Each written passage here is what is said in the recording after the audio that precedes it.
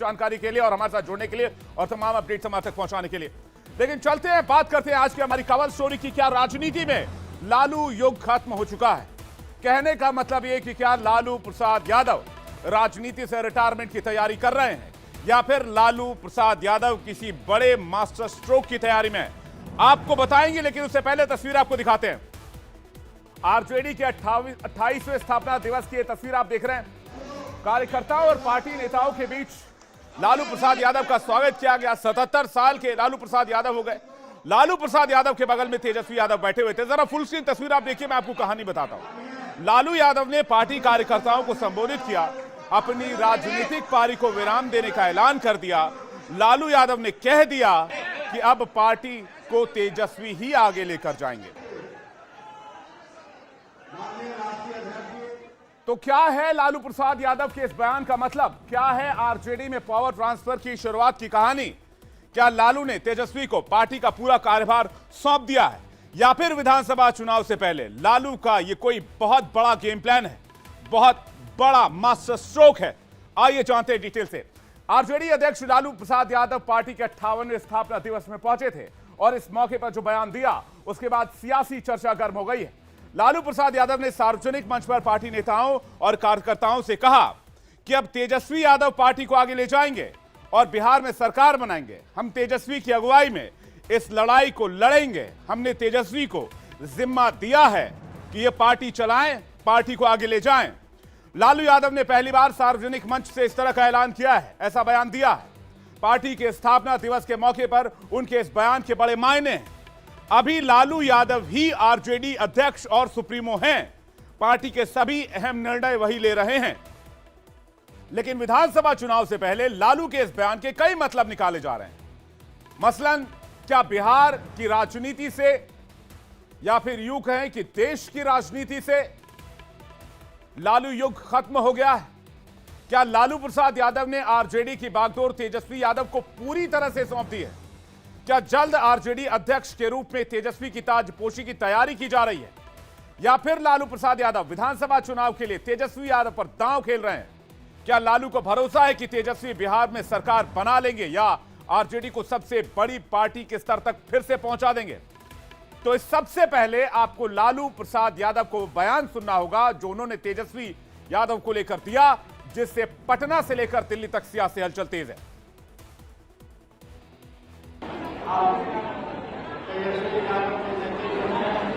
इस लड़ाई को हम लड़ेंगे।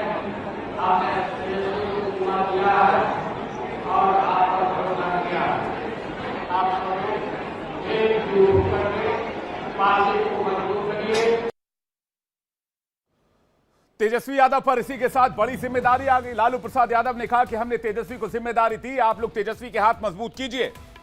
अब पार्टी की जिम्मेदारी मिलने को लेकर तेजस्वी ने क्या कहा है वो आपको सुनवाते हैं, उसके बाद आपको बताएंगे इस खबर का विश्लेषण क्या है। जब लालू जी ने पार्टी को आगे बढ़ाने की जिम्मेदारी तेजस्वी को दी है, तो तेजस्वी जो है पार्टी को आगे बढ़ाने के लिए, पार्टी को जिताने के लिए, पार्टी को सत्ता में लाने के लिए, अपने विचारधारा को मजबूत करने के लिए चाहे कितने कड़े से भी कड़े निर्णय लेने पड़े, चाहे कितने भी बड़ी व्यक्ति या नेता क्यों ना हो, पार्टी हित में वो हम जरूर निर्णय लेंगे, क्योंकि पार्टी को सत्ता में लाने की जिम्मेवारी हमको है। और अगर मनमत्ता से भी अगर निर्णय लेना पड़े या किसी विधायकों का टिकट काटना पड़े तो उसमें पीछे हम नहीं। तो लालू प्रसाद यादव और तेजस्वी यादव का बयान आपने सुना, तेजस्वी यादव का कमिटमेंट आपने सुना। लोकसभा चुनाव की समीक्षा के बाद दोनों विधानसभा चुनाव की बड़ी लड़ाई के लिए एक्शन मोड में आ चुके हैं। अगस्त से तेजस्वी एक बार फिर से यात्रा पर निकलने वाले हैं और जिस तरह से तेजस्वी यादव ने कहा है कि लालू प्रसाद यादव ने उन्हें बड़ी जिम्मेदारी दी है पार्टी को जिताने के लिए, वो कड़े से कड़े निर्णय लेने से पीछे नहीं हटेंगे। तो क्या है लालू और तेजस्वी के बयान के मायने? क्या है लालू और तेजस्वी की रणनीति बिहार विधानसभा चुनाव को लेकर? और क्या वाकई लालू युग खत्म हो चुका है? आइए जानते हैं।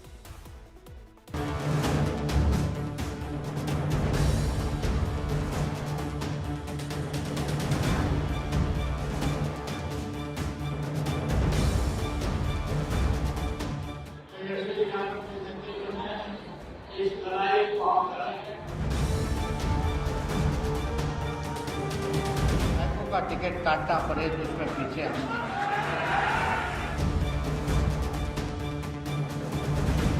चाहे कितने कड़े से भी कड़े निर्णय लेने पड़े, चाहे कितने भी बड़ी व्यक्ति या नेता चुनाव हो, पार्टी हित में वो हम जरूर निर्णय लेंगे। राजनीतिक गलियारे में चर्चा ये आम है कि क्या लालू प्रसाद यादव का राज अब खत्म हो गया। 10 सर्कुलर रोड पे राबड़ी देवी को जो अलॉटेड है आवास, लालू प्रसाद यादव वहीं स्वास्थ्य लाभ ले रहे हैं। ये चर्चा तब शुरू हुई जब 28वां स्थापना दिवस समारोह में लालू प्रसाद यादव ने खुद कार्यकर्ताओं को संबोधित करते हुए कहा कि अब पार्टी की बागडोर तेजस्वी यादव करेंगे और तकरीबन हर जगह ऐसे ही बड़े बड़े होर्डिंग्स लगाए गए। तेजस्वी यादव ने कहीं ना कहीं ये साबित भी कर दिया है तमाम चुनावों में जिस तरीके से वो ताबड़तोड़ रैलियां कर रहे हैं कि सही मायने में लालू प्रसाद यादव के उत्तराधिकारी भी तेजस्वी यादव ही हैं। बिहार की राजनीति नई करवट ले रही है। 4 दशक बाद बिहार से लालू युग खत्म होता दिख रहा है। हालांकि अभी आरजेडी के अध्यक्ष लालू यादव ही हैं, लेकिन उनके बयानों से संकेत मिल रहे हैं कि तेजस्वी की ताजपोशी हो चुकी है और अब पार्टी के सारे निर्णय वही लेंगे। तेजस्वी भी जिस तरह से एक्शन में दिख रहे हैं, उससे भी लगता है कि वो पार्टी को टेक ओवर कर चुके हैं। आने वाले विधानसभा में उन्हीं व्यक्तियों को हम लोग प्रत्याशी बनाने का काम करेंगे जिसका जनता में खुद का भी ताकत होगा और जिन लोगों ने ईमानदारी के साथ पार्टी के लिए काम किया है। कई बार हम लोगों का भी अनुभव रहा है, कभी इधर आ गए, कभी उधर आ गए, कभी इधर चले गए। अब इन लोगों से मुक्ति पाने की जरूरत है। तेजस्वी के इस बयान से साफ है कि अब वो अपने तरीके से पार्टी को आगे ले जाएंगे। वो पिता लालू की छाया से बाहर निकलना चाहते हैं और विधानसभा चुनाव में टिकट बंटवारे से लेकर पार्टी का हर निर्णय वो खुद लेंगे। 2020 का विधानसभा चुनाव और 2024 का लोकसभा चुनाव आरजेडी ने पूरी तरह तेजस्वी की अगुवाई में लड़ा। 2020 में भले ही आरजेडी बहुमत से दूर रही, लेकिन सबसे बड़ी पार्टी बनी और 75 सीटों पर जीत दर्ज की। जेडीयू के साथ मिलकर तेजस्वी ने बिहार में सरकार बनाई। 2024 के लोकसभा चुनाव में तेजस्वी की अगुवाई में महागठबंधन ने अच्छी वापसी की। 2019 में 1 सीट के मुकाबले गठबंधन ने 9 सीटें जीती, जिसमें 4 आरजेडी को मिली।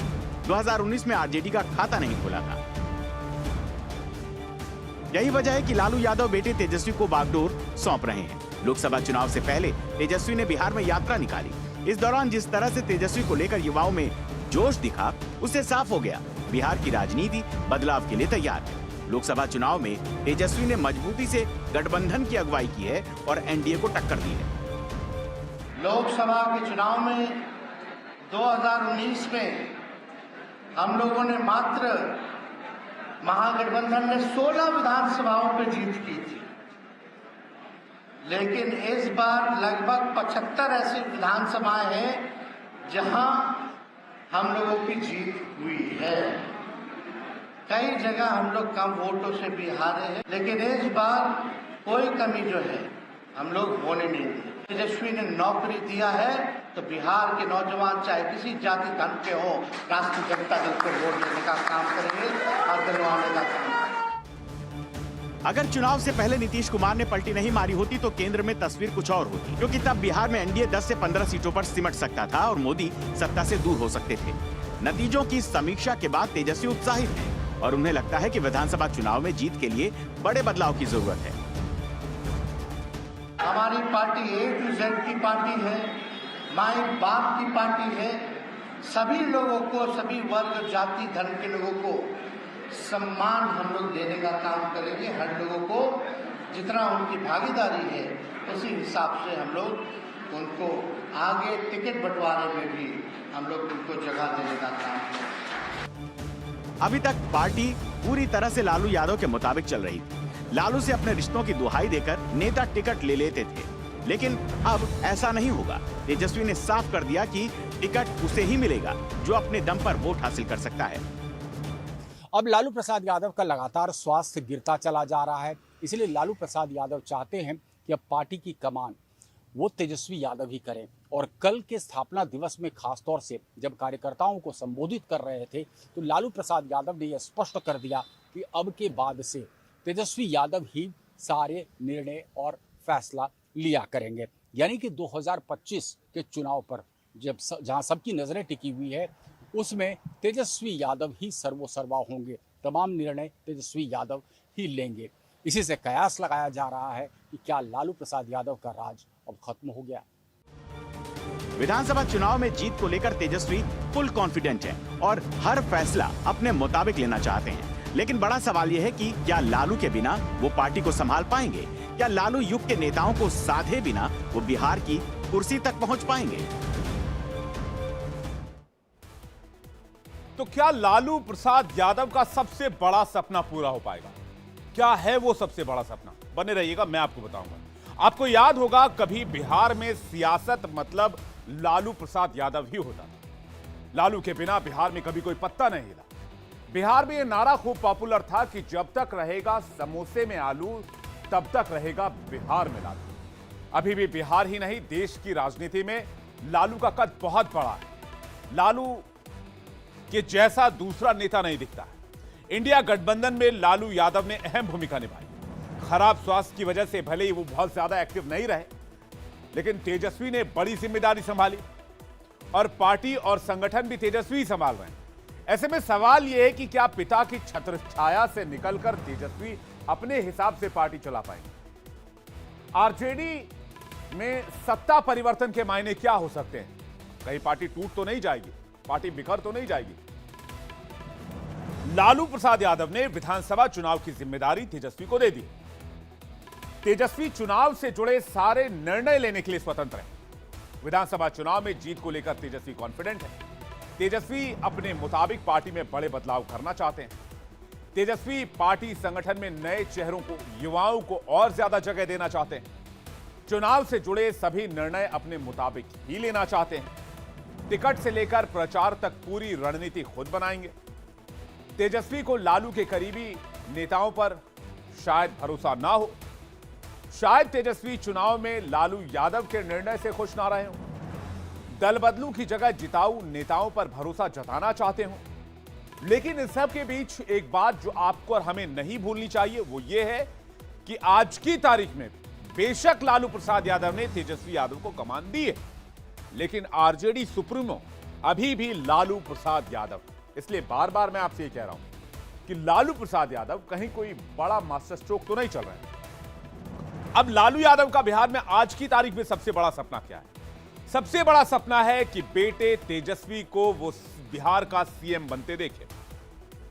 और शायद इसलिए नीतीश कुमार आरजेडी से छटक कर बीजेपी के पास गए, एनडीए में शामिल हो गए। पिछले 10 साल से लालू प्रसाद यादव इसी कोशिश में लगे, लेकिन उन्हें अभी तक कामयाबी नहीं मिली, क्योंकि अकेले पार्टी को पूर्ण बहुमत नहीं मिल पा रहा। 2 बार तेजस्वी डिप्टी सीएम तो बन चुके हैं और उन्हें अब सरकार चलाने का, पार्टी चलाने का एक अच्छा अनुभव भी हो चुका है। चुनाव लड़ने का भी अच्छा खासा अनुभव हो चुका है। पिछली बार जब नीतीश ने आरजेडी के साथ गठबंधन सरकार बनाई थी, तब चर्चा तेज थी कि आगे तेजस्वी ही सीएम बनेंगे। हालांकि कुर्सी को लेकर टकराव बढ़ा तो नीतीश ने पलटी मारी, क्योंकि नीतीश कुमार ये भाप गए थे कि लालू प्रसाद यादव जब तक तेजस्वी को सीएम नहीं बना देंगे तब तक वो रुकने वाले नहीं। और लालू का इसके बाद बेटे को सीएम बनाने का सपना टूट गया, क्योंकि नीतीश कुमार पलट चुके थे। हालांकि इस बार उन्हें लग रहा है कि तेजस्वी अपने दम पर बिहार की कुर्सी तक पहुंच सकते हैं। युवा हैं, जोश से लबरेज हैं, पार्टी का चेहरा है, लालू का वरदहस्त है और लालू के बेटे भी हैं। लेकिन लालू का सियासी करियर लगभग खत्म है, ढलान पर है। लेकिन पार्टी के अंदर अभी उनके लोग जमे हुए हैं। ऐसे में तेजस्वी को पार्टी की कमान सौंपने से पहले बड़े बदलाव की जरूरत है, ताकि कोई बगावत की स्थिति ना बने, यानी तेजस्वी के रास्ते में कोई अड़चन पैदा ना करे। ऐसे में सवाल यह है कि क्या तेजस्वी लालू के बिना पार्टी और संगठन संभाल लेंगे? क्या वो वरिष्ठ नेताओं के साथ तालमेल बिठा पाएंगे? क्या पार्टी में बदलाव के खिलाफ बगावत और फूट पर लगाम लगा पाएंगे, रोक पाएंगे? क्या भाई तेजप्रताप और परिवार को साथ लेकर चल पाएंगे? क्या लालू के बिना एमवाई और पिछड़े वोट बैंक को साध पाएंगे? और क्या महागठबंधन की सभी पार्टियों का साथ तेजस्वी को मिल पाएगा?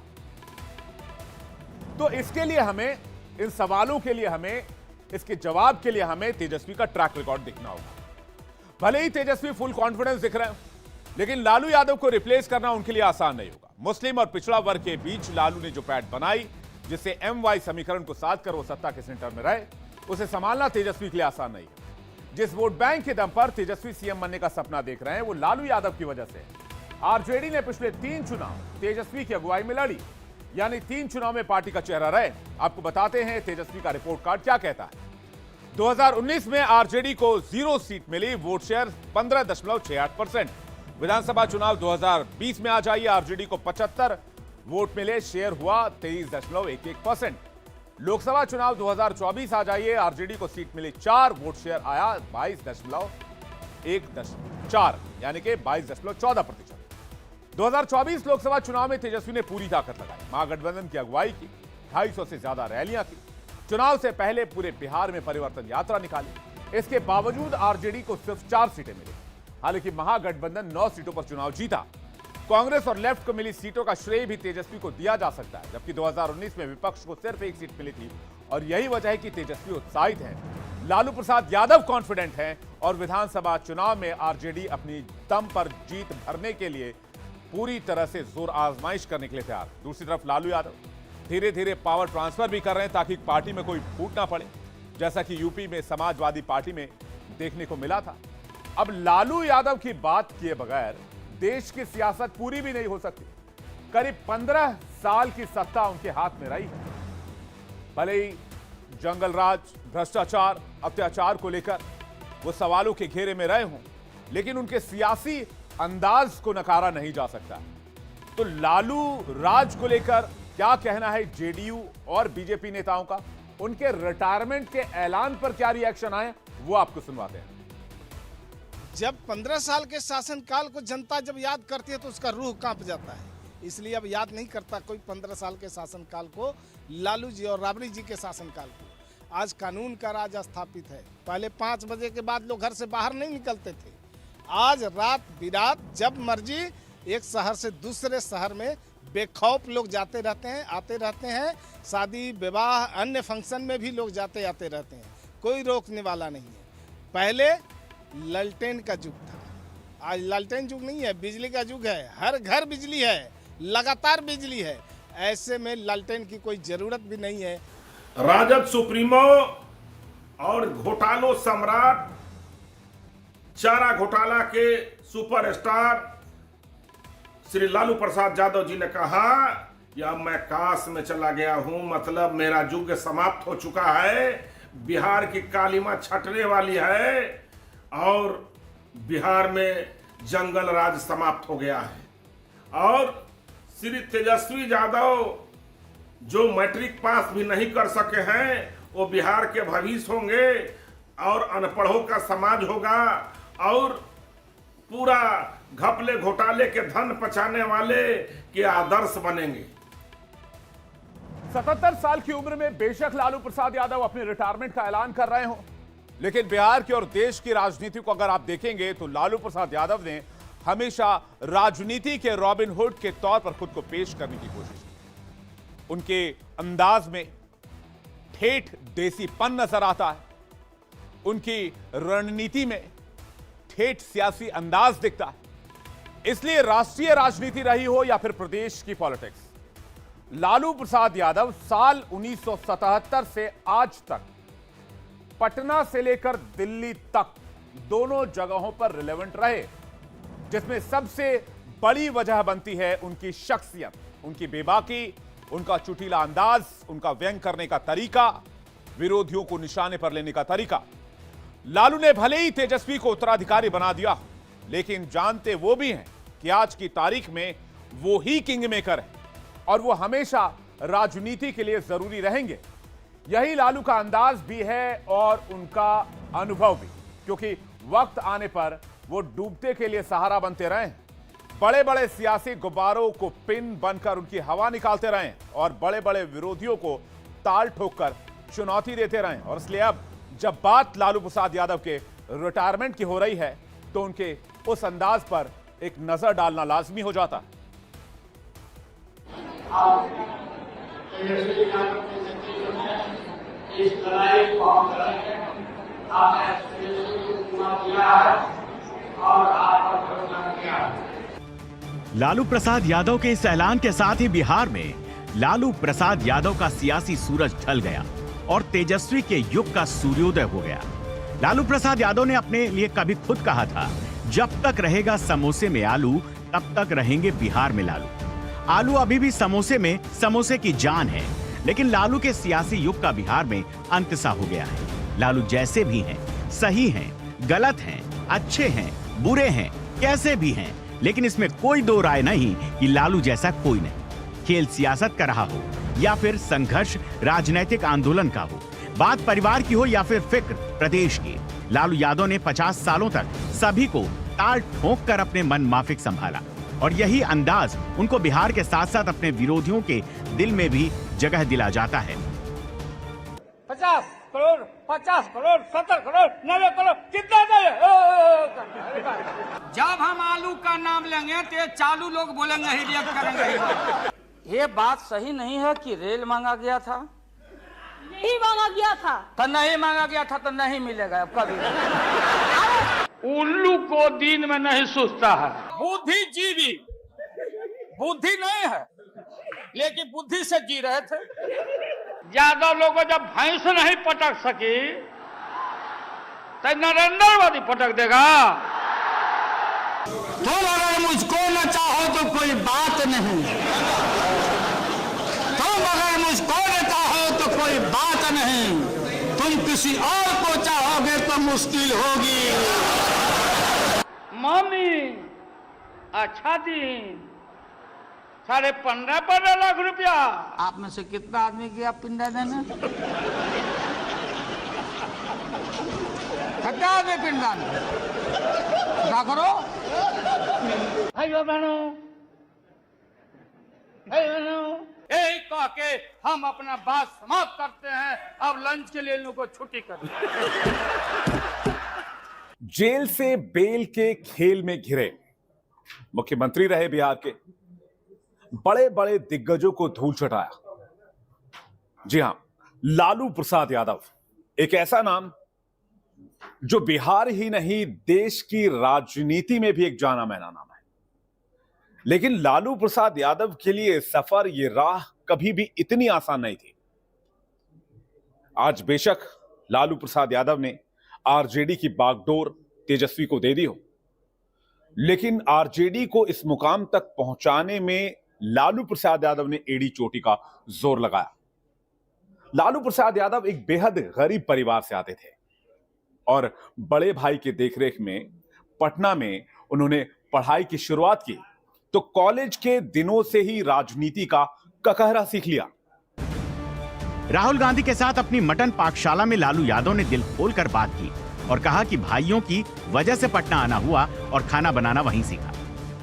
छोटे थे 6-7 क्लास में पटना हम आए थे, हमारे भाई लोग आए थे काम करने, तो बुलाए थे, तो उन लोग का खाना वाना पकाना, जलावन चुनना, बर्तन धोना, मसाला पीसना, सब वहीं पर हम सीखे थे। मन से पूछेंगे कि आज क्या खाने का मन करता है, डिमांड के अनुसार सामान मंगा के पकवाते हैं। तो जैसे शाम का खाना होगा कब डिसाइड कर देते हैं? सुबह करते हैं या 7 बजे? बस वही जो इच्छा होती है, और जो घर में होता है वो उनको नहीं खाना होता है। नहीं, वो बिल्कुल नहीं। लास्ट मिनट में। और बाहर देश का भी खाना आपको अच्छा लगता है?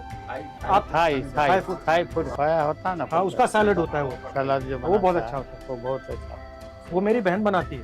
अच्छा, मैं भिजवाऊंगा आपको। खाने में मसाले के सदुपयोग के साथ कॉलेज में कैंटीन की राजनीति करते करते राजनीतिक मसालों के सबसे बड़े जानकार बन गए लालू प्रसाद यादव। इसमें और राजनीति में क्या फर्क है? उसमें भी आप सब मिक्स कर देते हो? सब विदाउट मिक्सिंग राजनीति हो ही नहीं सकता। No, I always find Lalu ji to be very incisive.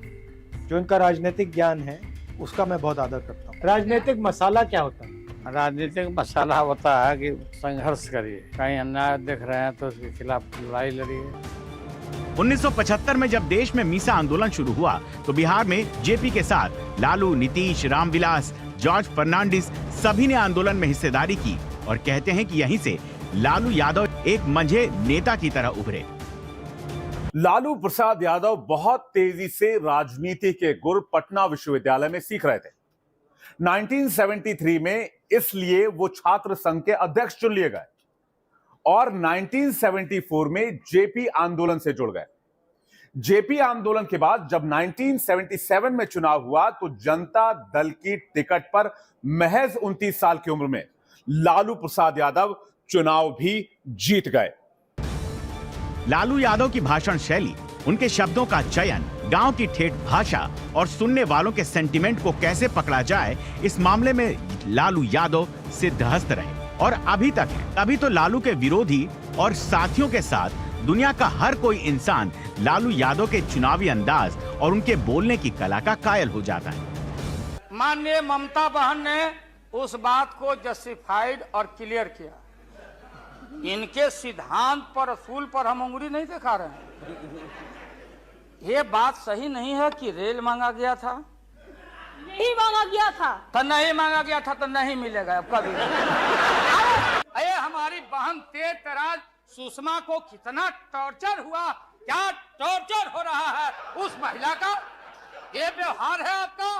इसलिए जब आप परिवार नहीं चला सकते, देश की जिम्मेदारी आपके हाथों में हम ज्यादा दिन रहने देना नहीं चाहते हैं। इसलिए डट के हम लोग आपके सरकार को झटका नहीं, वोट में जबरदस्त 1 मिनट में पटका देके और नई सरकार हम लोग बनाएंगे। अगर लागल झुलनिया में धक्का बोल कलकत्ता चला हम लोग पुकारा कूच आई चल ओने शहर के तरफ। बताओ ना मोदी जी, गुजरात का हालत क्या है? ज्यादा फूटे वाला है वो। जादुए के बेवकूफ समझता है। ज्यादा लोगों जब भैंस नहीं पटक सकी तो नरेंद्र मोदी पटक देगा। जगह सुशील कुमार मोदी है, मेरा सेक्रेटरी था। हम प्रेसिडेंट थे, सेक्रेटरी था। और नीतीश कुमार के मुख्यमंत्री काल में इनके सरकार का स्टेपनी था। फाइनेंस मिनिस्टर बना हुआ था। मैडम, रैली कल दिन में नहीं था और उसका नेता बोल दिया कि रैली फ्लप कर गया। 29 साल की उम्र में छपरा से सांसद चुने जाने के बाद लालू प्रसाद यादव अपनी राजनीति को धार देने में लगे हुए थे। 1980 से 1989 तक लालू प्रसाद यादव लगातार बिहार की राजनीति में संघर्ष करते रहे और वो विपक्ष के नेता के तौर पर भी काम करते रहे। यही वजह थी कि साल 1990 में पहली बार लालू प्रसाद यादव बिहार के मुख्यमंत्री बन चुके थे और उसके बाद लालू प्रसाद यादव ने अपनी राजनीति में कभी पीछे मुड़कर नहीं देखा। यहां से लालू प्रसाद यादव को एक लंबा सफर तय करना था और अपनी पार्टी यानी कि राष्ट्रीय जनता दल को बिहार में और ज्यादा मजबूत करना था। लालू इस काम में लग गए। 90 के दशक में देश में राम मंदिर का माहौल था। वीपी सिंह ने सरकार बचाने के लिए मंडल का दांव खेला। आडवाणी जी राम रथ लेकर सोमनाथ से अयोध्या के लिए निकल चुके थे, लेकिन लालू यादव ने बिहार में आडवाणी जी के रथ को रोक लिया और आडवाणी जी को गिरफ्तार कर लिया। पुनः श्री आडवाणी जी से अपील करना चाहता हूं, अपनी यात्रा को स्थगित कर दें। स्थगित करके वो दिल्ली वापस चले जाएं। देश हित में अगर इंसान ही नहीं रहेगा, इंसान नहीं रहेगा तो मंदिर में घंटी कौन बजाएगा या कौन बजाएगा? जब इंसानियत पर खतरा हो, इंसान नहीं रहेगा तो मस्जिद में इबादत कौन देने जाएगा? 24 घंटा में निगाह रखा हूं। हमने अपने शासन के अपने तरफ से पूरा उनकी सुरक्षा का भी व्यवस्था किया, लेकिन दूसरे तरफ हमारे सामने सवाल है, अगर एक नेता और एक प्रधानमंत्री का जितना जान का कीमत है उतना आम इंसान का जान का भी कीमत है। हम अपने राज्य में मतलब दंगा फसाद को फैलने नहीं देंगे। जहां फैलाने का नाम लिया और जहां बवेला खड़ा करने का नाम लिया तो फिर हमारे साथ चाहे राज रहे या राज चला जाए, हम इस पर कोई समझौता करने वाले नहीं हैं। साल 1990 में लालू प्रसाद यादव के पहली बार मुख्यमंत्री बनने के बाद उनकी गाड़ी सरपट दौड़ रही थी राजनीति की पटरी पर। लेकिन 1996 आते आते तक देश की राजनीति में एक बड़ी अस्थिरता पैदा हो गई। केंद्र में गठबंधन की सरकार बनी, अटल बिहारी वाजपेयी प्रधानमंत्री बने और उसी दरमियान 1996 से 1998 तक लालू प्रसाद यादव का नाम चारा घोटाले में सामने आया। तब लालू प्रसाद को लगा कि ना तो उनकी पार्टी जनता दल बचेगी और ना वो बच पाएंगे। ऐसे में उन्होंने फैसला किया कि जनता दल को विघटित करके एक नया दल बनाया जाए, जिसका नाम उन्होंने आरजेडी रखा, यानी कि राष्ट्रीय जनता दल। 23 जून 1997 को लालू समेत 55 लोगों के खिलाफ सीबीआई ने चारा घोटाला मामले में आरोप पत्र दाखिल किया। उनके खिलाफ 63 केस दर्ज हुए। लालू समझ गए कि गिरफ्तारी तय है। नई पार्टी बनाने के 19 दिन बाद 24 जुलाई 1997 की शाम उन्होंने मुख्यमंत्री पद से इस्तीफा देने का ऐलान कर दिया। राबड़ी देवी को सीएम बनाने के फैसले ने सिर्फ बिहार ही नहीं बल्कि देश भर के लोगों को हैरान कर दिया। इस तरह लालू ने राबड़ी को सीएम बनाकर परिवार और पार्टी की कमान अपने पास रखी। सदी बदली तो लालू यादव की राजनीति में भूमिका बदल गई। लालू यादव केंद्र की भूमिका में आ गए। इसके बाद लोकसभा में उनके बयानों ने, शेरो शायरी ने खूब माहौल बनाया। लेकिन रेल मंत्री रहते हुए उनके जिस चुटीले अंदाज में बातें रखी और दिखाई गईं, वो आज भी कीर्तिमान है। आप कह रहे हैं हमने गजब काम किया, करोड़ों का मुनाफा हर एक शाम दिया, फल सालों से अब देगा, पौधा जो लगाया है सेवा।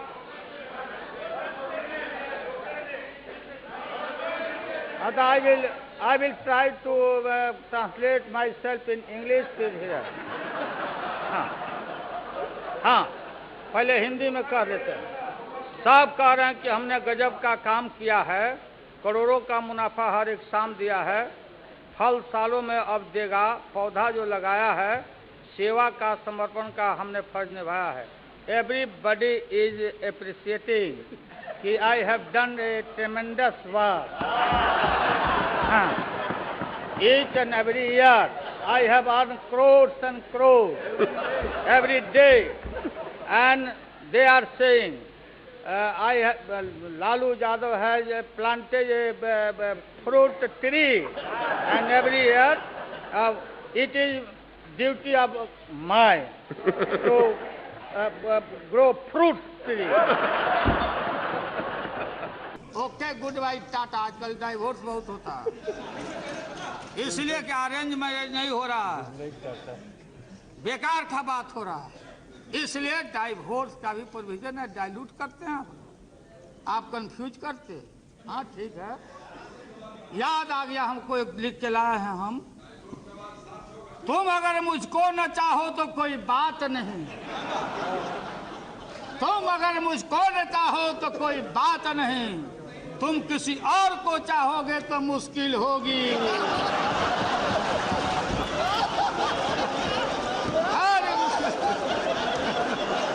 राजनीति में कामयाब होने के पीछे लालू प्रसाद यादव की रणनीति और लालू प्रसाद यादव की राजनीति का तरीका दोनों तो अहम थे, लेकिन जानकार मानते हैं कि लालू प्रसाद यादव के भाषण की जो शैली थी वो उनकी कामयाबी का असल राज रहा।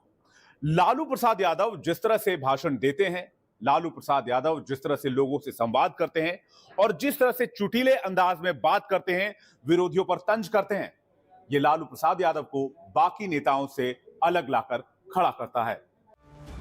2014 से देश की राजनीति में बड़ा बदलाव आया जब मोदी युग की शुरुआत हुई, लेकिन लालू यादव ने जिस तरह से मोदी पर निशाना साधा, उससे हर कोई लोटपोट होता रहा।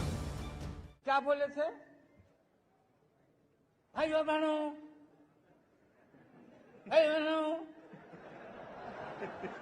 बिजली आई, बिजली मिली तो बिजली। अरे मोदी जी ठीक से बोलो, नहीं तो नस फट जाएगा यार। ऐसा कोई प्रधानमंत्री देखा क्या हम लोगों ने? क्या बात है। 50 करोड़, 50 करोड़, 70 करोड़, 90 करोड़, कितना दे? अब विद्यार्थी परिषद का लड़का आगे बैठ के मोदी मोदी मोदी, हम लोग नहीं समझते हैं। गजब हाल है भाई। आप बोलते कि हम 5 करोड़ नौजवानों को जो नौकरी देने का बात किया था, हम झूठा है। नहीं, इंडिया गठबंधन को बनाने में भी लालू प्रसाद यादव की अहम भूमिका रही। इसीलिए स्वाभिमान रैली में जिस तरह से लालू यादव ने मोदी का जवाब दिया, वो उनके अंदाज को बयां करता है। लालू यादव का अंदाज हर किसी से जुदा होता है। वो कभी बनारस में पान खाते हैं, कभी रिक्शे पर बैठकर चुनाव प्रचार करते हैं, गाय को खाना खिलाते हैं तो नीम की दातून करते हैं। लालू प्रसाद यादव की होली के अंदाज को देखने देश दुनिया से लोग लालू के घर पहुंचते हैं। लालू यादव ने इंडिया गठबंधन बनने के बाद राहुल गांधी को भी शादी कर लेने की नसीहत दी। अब ज्यादा नीचे मत ले जाइए, पता नहीं कि नरेंद्र मोदी का है, पूरा नहीं सिलवाता है, इसलिए नीतीश जी का भी राय है कि अब और छोटा छोटा करना चाहिए। बात तो हम लोग का सलाह माने नहीं दिया, नहीं किया, शादी कर लेना चाहिए था। और अभी भी समय गया बीता नहीं है, शादी करिए और हम लोग बराती चले और शादी करिए, बात मानिए। आपकी मम्मी हमको एकदम पक्का करना पड़ेगा। लालू यादव 2020 के चुनाव से भी दूर रहे और 2024 के लोकसभा चुनाव से। लालू यादव की किडनी का ऑपरेशन भी हुआ, इसीलिए लालू यादव की वो सेहत नहीं बची है कि वो चुनाव प्रचार का भार संभाल सके। साथ ही चारा घोटाले की वजह से 11 साल तक उन पर चुनाव न लड़ने का बैन जारी है। ऐसे में सही समय पर सही निर्णय लेने वाले किंग मेकर लालू यादव जानते हैं वक्त की नजाकत को। इसीलिए अब वो तेजस्वी यादव को अपना उत्तराधिकारी बनाकर एक मेंटर के तौर पर राजनीति को दिशा दिखाएंगे।